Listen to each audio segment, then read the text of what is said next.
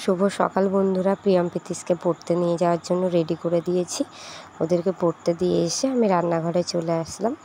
তো আমার ডিমের ঝোল হয়ে গেছে, আর পটলের ঝালটা করব বলে আমি পটল ভাজা করে নিচ্ছি। তো দেখো, পটলের ঝাল করার জন্য আমি সর্ষে, পোস্ত, কাঁচা লঙ্কা, সামান্য একটু রসুন আর অল্প একটু আদা বেটে নিয়েছি। নিয়ে আমি পটলের আর পেঁয়াজটাকে গ্রেটারে গ্রেট করে নিয়েছি। তো এই দিয়ে আমি পটলের ঝাল বানাবো। এদিকে আমার পটল ভাজা কমপ্লিট। আর এই যে পটলের মশলাটাকে আমি একটুখানি কষিয়ে নিচ্ছি, নিয়ে তারপর পটলগুলো তুলে দেবো, দিয়ে পটলের ঝাল বানিয়ে নেব।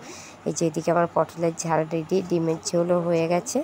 তো এবার আমি আমার হাজব্যান্ডের টিফিনটা গুছিয়ে দেবো। ও 9টার মধ্যে বেরিয়ে যায়, ওই জন্য আমাদের রান্নার তাড়াটা খুব থাকে। তো টিফিন গুছিয়ে দেওয়া হয়ে গেলে আমি চলে গেলাম ছাদে, গিয়ে জামা কাপড় মেলে নিলাম। জামা কাপড় মেলে দিয়ে নিচে নেমে আসলাম। এসে ছেলেকে স্কুলে নিয়ে যাব। তো কটা বিলতি আমরা ছিল, আমার শাশুড়ি মা এনেছে মামার শ্বশুর বাড়ির থেকে।